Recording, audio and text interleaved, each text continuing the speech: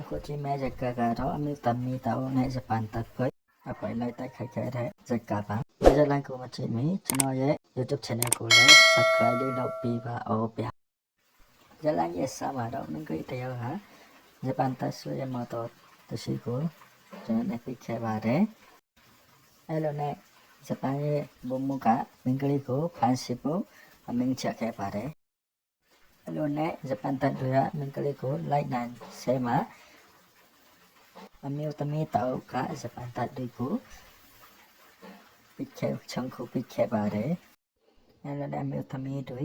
နောက်ဆုတ်ခဲ့ပါတယ်အဲ့လိုနဲ့နောက်ဆုံးနေရှိမှာဂျပန်တပ်တော့ရှိနေပါတယ်အဲ့ဒီဘုံမကအချာတော့ပြစ်မရှိတဲ့အချာတော့အမျိုးသမီးတွေကိုမန်ပြောင်းနဲ့ကြည့်နေခဲ့ပါတယ်ဘုံမကလက်ရနေတာတွေကိုတင်လက်နဲ့ကြည့်နေပြဖို့အမိန့်ချခဲ့ပါတယ်အဲ့လိုစိတ်နေရှင်မှာအမျိုးသမီးခေါင်းဆောင်ကဘုံမကိုပြဖို့ချိန်ရွေးခဲ့ပါတယ်ပြတဲ့အခါမှာဘုံမကိုတန်းချပြီးတပ်ဖွဲ့နှစ်ခုကြား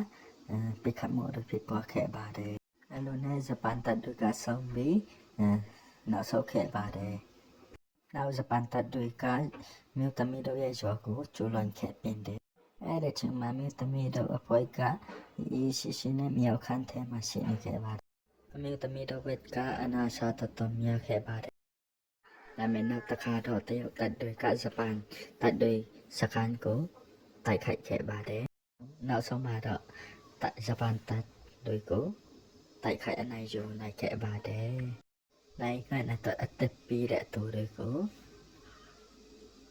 ကျေးဇူးအပ်ပေးတဲ့အချိုးပန်ကျေးတင်ပါတယ်ကျွန်တော်ရဲ့ channel ကိုလည်း subscribe လုပ်ပေးပါဦးဗျာ